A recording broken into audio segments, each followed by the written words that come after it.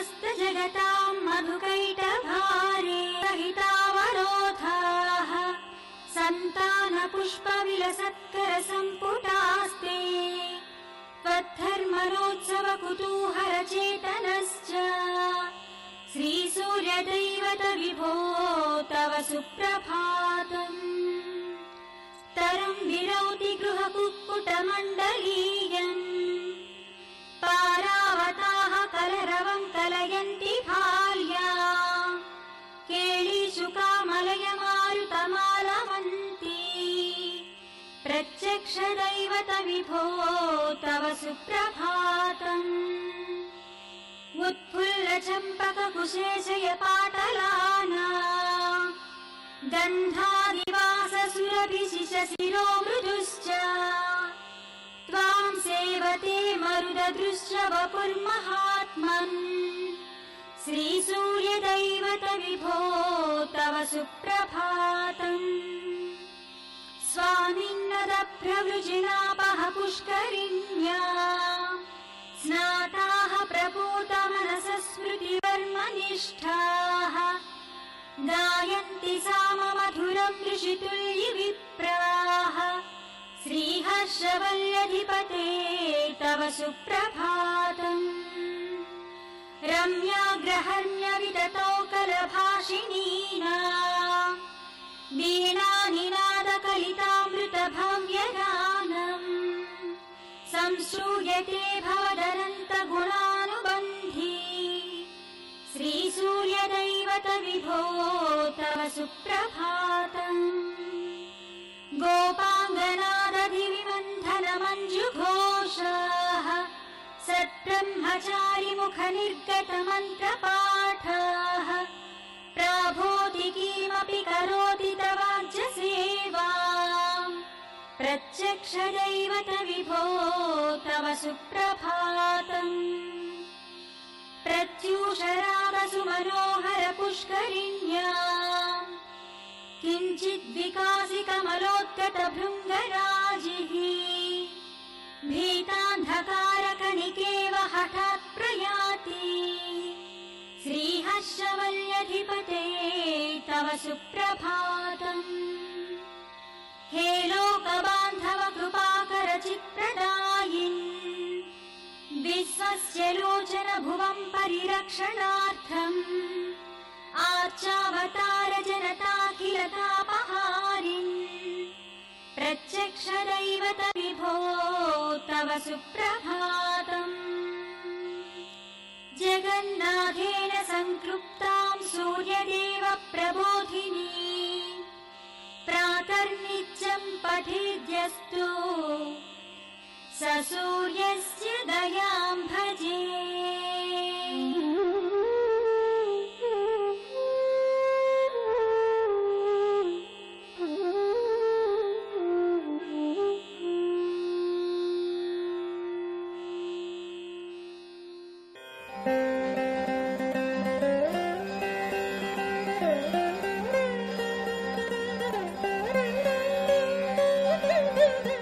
నమామి భగవత్పాద శంకరం లోకశంకరం అద్వైత సిద్ధాంతకర్త జగద్గురువులైనటువంటి శంకర భగవత్పాదుల వారి జీవిత వైభవ విశేషాలను అద్వైత సిద్ధాంత ప్రచార విశేషాలను శంకర విజయం అనేటటువంటి పేరుతో మనం చక్కగా ఆ విశేషాలను చెప్పుకుంటూ ఉన్నాం.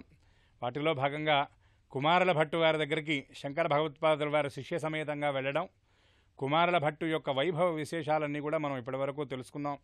కుమారుల భట్టు వార్తికాలు రాయాలి అని ఆచార్యుల వారు అడిగినటువంటి మాటని సున్నితంగా తిరస్కరించి, అయితే మహనీయుల యొక్క దృష్టి ఎలా ఉంటుంది అంటే, వాళ్ళ దగ్గరకు ఒక అవసర నిమిత్తం వెళ్ళినప్పుడు పెట్టడం చేత కాకపోయినా పెట్టే ఇళ్ళు చూపించమని పెద్దలు చెబుతూ ఉంటారు.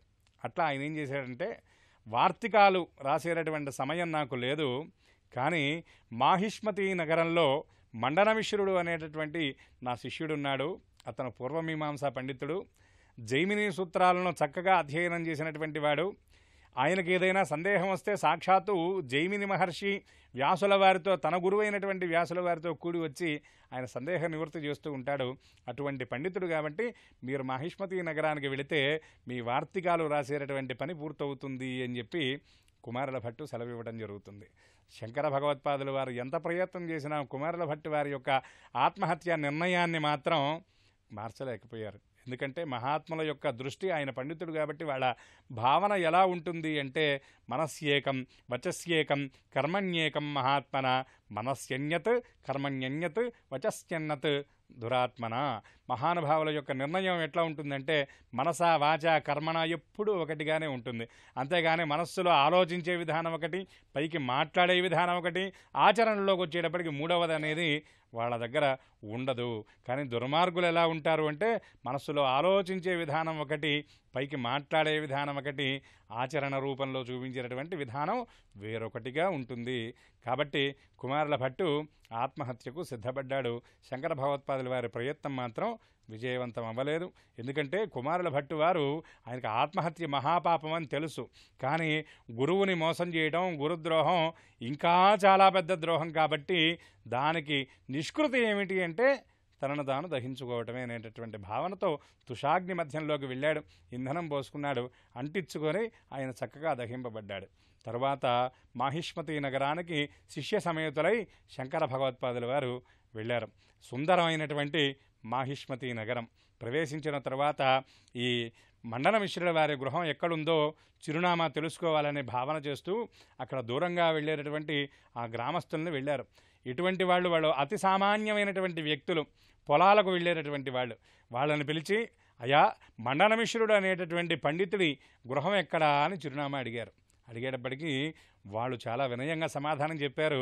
అయ్యా మీరు కుడివైపుకు వెళ్ళి అలా ముందుకు వెళ్ళి ఎడం వైపుకు వెళ్ళి చాలా ఇళ్ళుంటాయి, కానీ అక్కడ ఎలా గుర్తుపట్టాలి అంటే పెద్ద కష్టమేం కాదండి. ఏ ఇంటి ముందైతే పంజరాలలో చిలుకలుండి ఆ చిలుకలు మామూలు చిలుకల్లాగా మామూలు ఇది విధానంలో కాకుండా వేదాంత చర్చ చేస్తూ ఉంటాయి, అటువంటి చిలుకలు ఉన్నటువంటి ఇళ్ళే మండనుల వారి గృహం అని తెలియజేస్తారు. ఆయన ఆ వినే చాలా ఆశ్చర్యపోతారు.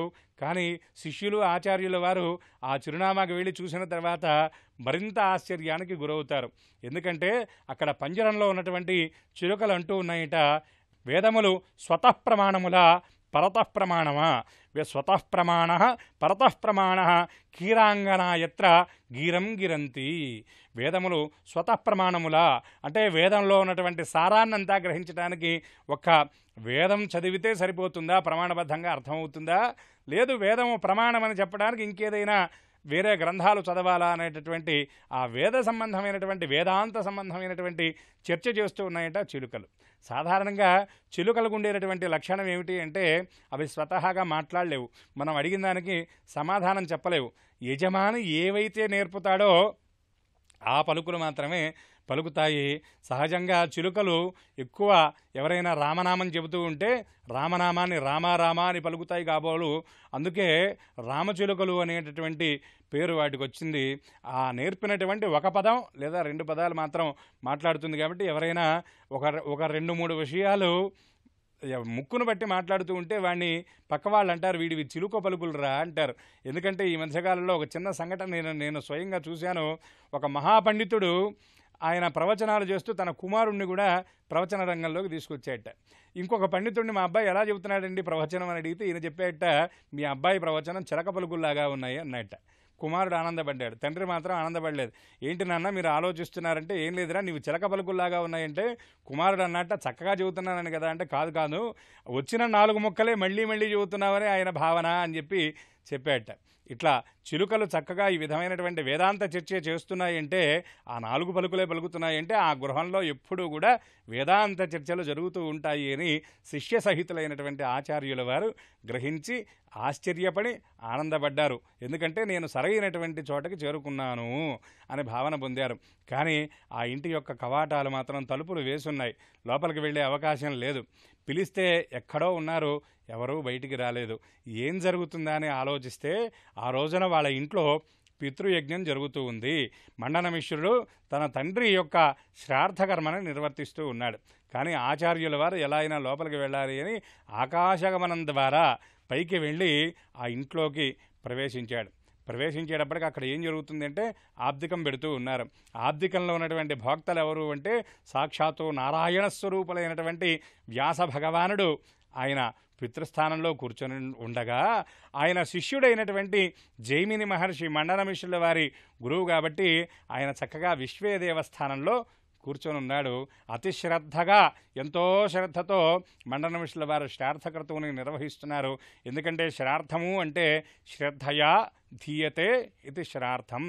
శ్రార్థానికి ఏ ద్రవ్యాలున్నా లేకపోయినా పితృయజ్ఞంలో ప్రధానంగా కావాల్సింది ఏమిటంటే శ్రద్ధ.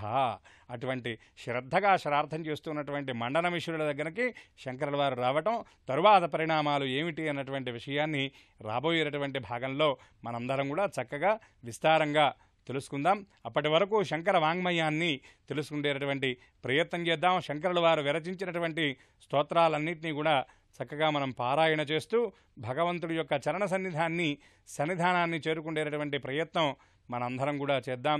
నమామి భగవత్పాద శంకరం లోకశంకరం. సర్వే జనాః సుఖినో భవంతు.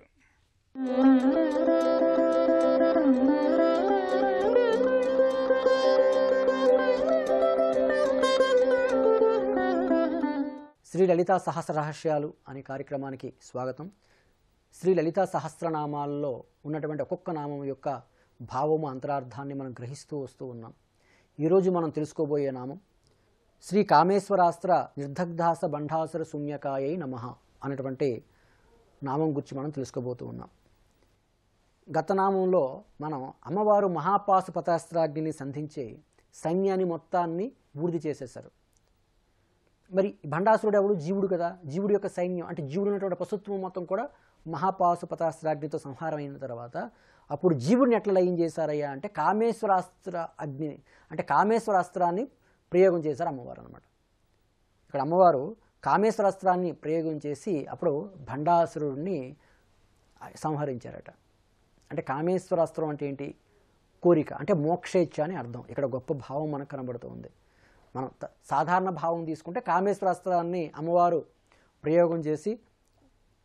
ప్రయోగించి భండాసురుని సంహారం చేశారు. ఓ తల్లినికి నమస్కారం అని సామాన్య భావం. కానీ దీనిలో ఉన్నటువంటి నామంలో అంతరార్థాన్ని తీసుకుంటే కనుక జీవుడు ఎప్పుడు బ్రహ్మంలో లయమవుతాడే అంటే మోక్షేచ్ఛ కలిగినప్పుడు. మోక్షేచ్ఛ అంటే అర్థం ఏంటంటే మోక్షం కావాలనేటువంటి కోరిక కలిగి ఉండడం అనమాట. అందుకే ఆదిశంకరాచార్యుల వారు వివేక చూడమనిలో చెప్తారు చక్కగా, మనుష్యత్వం, మోక్షత్వం, మహాపురుష సంశ్రయ అని. ఈ మూడు చాలా దుర్లభమాట. అవి లభించవట. అవి లభిస్తే చాలా గొప్ప విషయము అంటారు ఆయన. ఏమిటంటే ఒకటి మనుష్యత్వం, అంటే ఒకటి మనిషిగా పుట్టడం చాలా దుర్లభం, కానీ అదృష్టవశాత్తు అది మనకు లభించింది. అలాగే రెండవది ముముక్షత్వము అంటారు. అంటే మనిషిగా పుడితే సరిపోదట. మహాపురుష సంశ్రయ అంటే మనిషిగా పుట్టిన తర్వాత కూడా మహాత్ములతో సహవాసం చేయడం, సత్సంగాలు చేయడం, సత్పురుషుల యొక్క సహవాసం చేయడం, మహాత్ములను ఆశ్రయించడం ఏదైతే ఉందో అది మనిషిగా పుట్టిన తర్వాత చేస్తే అది చాలా గొప్ప దుర్లభమాట. ఇక మూడవది ఏంటి అంటే మోక్షేచ్ఛ, మోక్షత్వం అంటే మోక్షం కావాలి అనేటువంటి కోరిక కలిగి ఉండడం. అది ఎంతమందిలో ఉంది? అది ఉంటే ఈ జన్మకు సార్థకత. నాకేదో ఒక పదవి కావాలనో మరొకటి కావాలనుకుంటాను తప్ప నాకు మోక్షం కావాలనేటువంటి ఇచ్చ కలిగి ఉండాలట. మోక్షం కావాలి అనేటువంటి తీవ్ర మోక్షేచ్ఛగానే ఉంటే తప్పకుండా నీకు ఎప్పుడే మోక్షం లభిస్తుంది అంటారు. శంకరుల వారు ఒక చోట సభ పెట్టి ఆ సభలో మోక్షం గురించి చక్కగా వివరణ చేస్తే 30 రోజులు భక్తులందరూ శ్రద్ధగా విన్నారట. మీ జీవిత లక్ష్యం ఏమిటి అని చివరి రోజు శంకరుల వారు అడిగారు. వాళ్ళందరూ చెప్పారు, మా జీవిత లక్ష్యం మోక్షం అండి, మోక్షమే మా జీవిత లక్ష్యం, మోక్షంతోనే జీవుడికి విముక్తి కలుగుతుంది అంటే శంకరుల వారు చాలా సంతోషించారు. అయితే మీలో ఎంతమంది మోక్షం కావాలనుకుంటున్నారు చేతులెత్తండి అన్నారు. అంతమంది చేతులు ఎత్తారట. ఒక్కరు కూడా విడిచిపెట్టకుండా అందరూ చేతులు ఎత్తేశారు. మాకు అందరికీ మోక్షం కావాలి స్వామీజీ అని. అయ్యో బాబోయ్, ఎంతమందికి మోక్షేచ్చుందా, ఎంతమంది ముక్షువులా, మీ అందరికీ మోక్షం కావాలా అని చాలా సంతోషించి శంకరాచార్యుల వారు ఏమన్నారంటే ఒక 5 నిమిషాలు ఆగండి అని చెప్పి 5 నిమిషాలు శంకరుల వారు ధ్యానం చేశారు.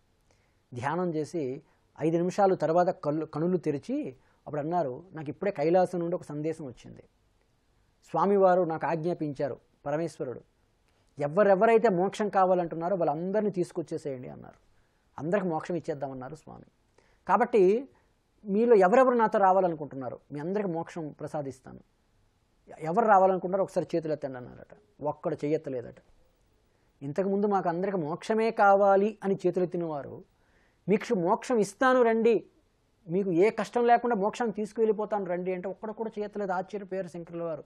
అదేంటయ్యా, మీరు ఇంత సూక్ష్మంగా మిమ్మల్ని ఏ కష్టం లేకుండా మోక్షానికి స్వామివారు తీసుకొచ్చేయమంటుంటే మీరే జపము, తపము, ధ్యానం, యజ్ఞాలు, వ్రతాలు ఏమీ చేయకుండా నేరుగా మోక్షం తీసుకెళ్ళిపోతామంటే ఎందుకు మీరు చేతులు ఎత్తట్లేదు, ఎందుకు రావడానికి మీరు సిద్ధం అవ్వట్లేదు అంటే ఒక్కొక్కరు ఒక్కొక్క రకంగా తప్పించుకునే ప్రయత్నం చేస్తారు.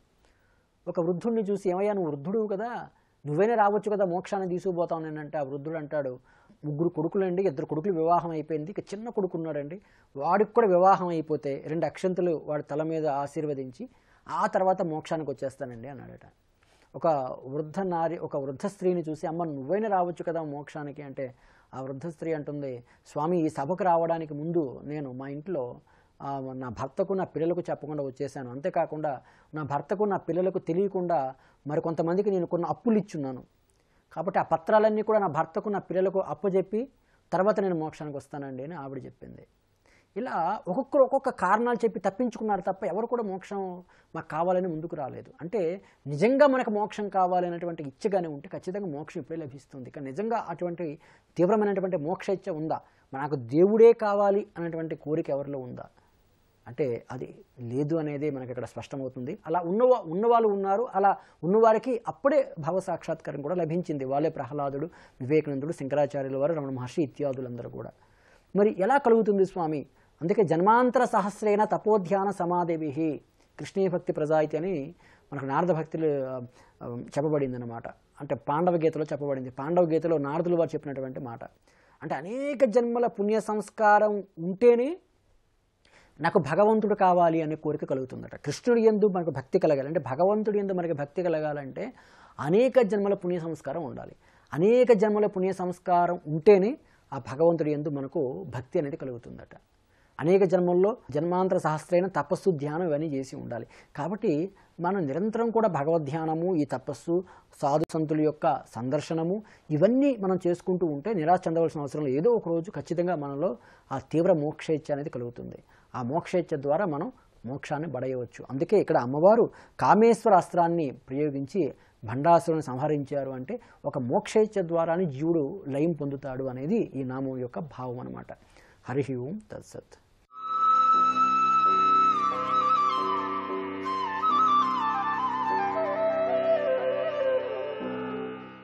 చూడండి, మనము ఎంత నేర్చుకోవాలో మనకు తెలుస్తుంది. చిన్నవాడైనా సరే అతిథి వచ్చినప్పుడు ఏ విధంగా ఉండాలి అంటే, ఇప్పుడు మనం చిన్నవాళ్ళు ఎవరన్నా మన ఇంటికి వస్తే మేము నమస్కారం చేయాలా అండి అని అంటారు.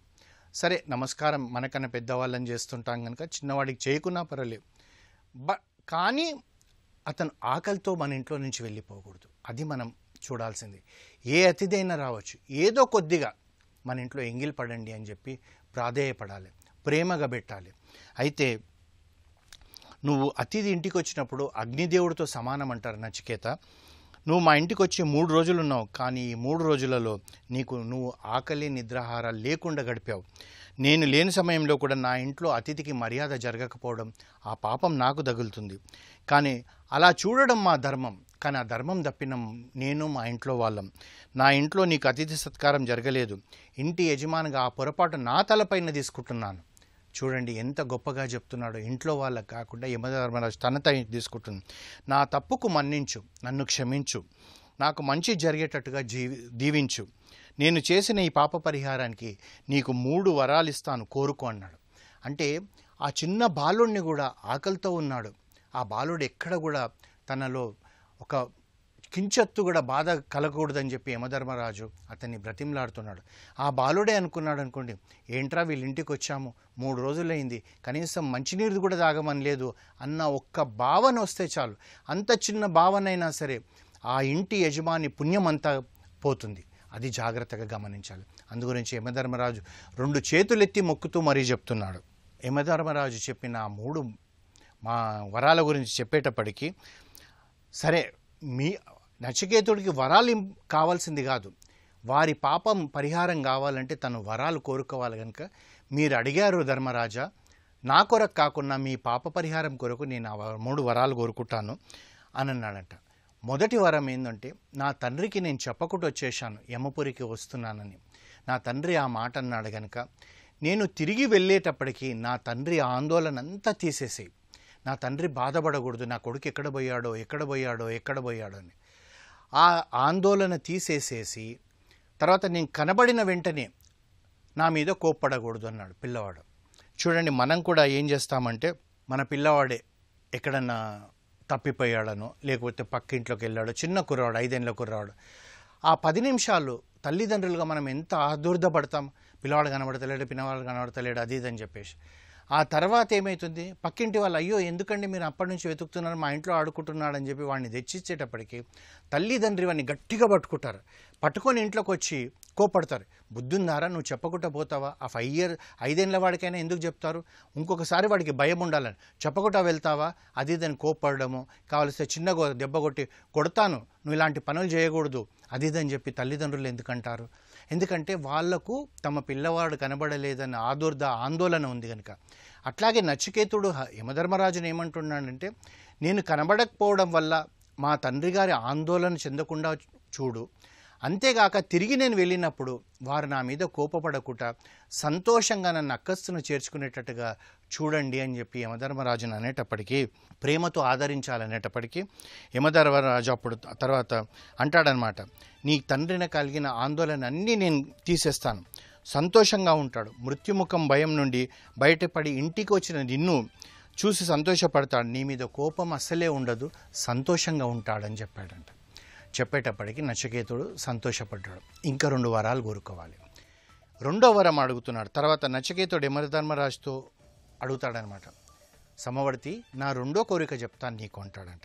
ఏంటిదంటే, స్వర్గలోకంలో నువ్వు ఉండవు, యమలోకంలోనే ఉంటావు, స్వర్గలోకంలో అసలు బాధలే ఉండవంట, ఆకలి దాహము ముసలితనము మృత్యువు కూడా ఉండదంట, కష్టాలు లేకుండా జీవుడి సుఖ సంతోషాలతో హాయిగా ఉంటాడని విన్నాను, నాకు అక్కడికి చేరే ఉపాయం తెలపండి అని అడిగాడు. ఎంత బాగా ఇంత చిన్న కుర్రాడు ఇవన్నీ అడుగుతున్నాడు చూడండి. అప్పుడు యమధర్మరాజు ఏమన్నాడంటే ఆ చిన్న కుర్రాడిని చూసి నవ్వుతూ, నచికేత, స్వర్గానికి చేరేదానికి ఒక ఉపాయం ఉంది, ఒక సాధనం. అదేంటిదంటే అగ్ని విద్య అంటారు. స్వర్గలోకానికి వెళ్ళాలనుకున్న వాళ్ళంతా ఆ విద్య నేర్చుకుంటారు.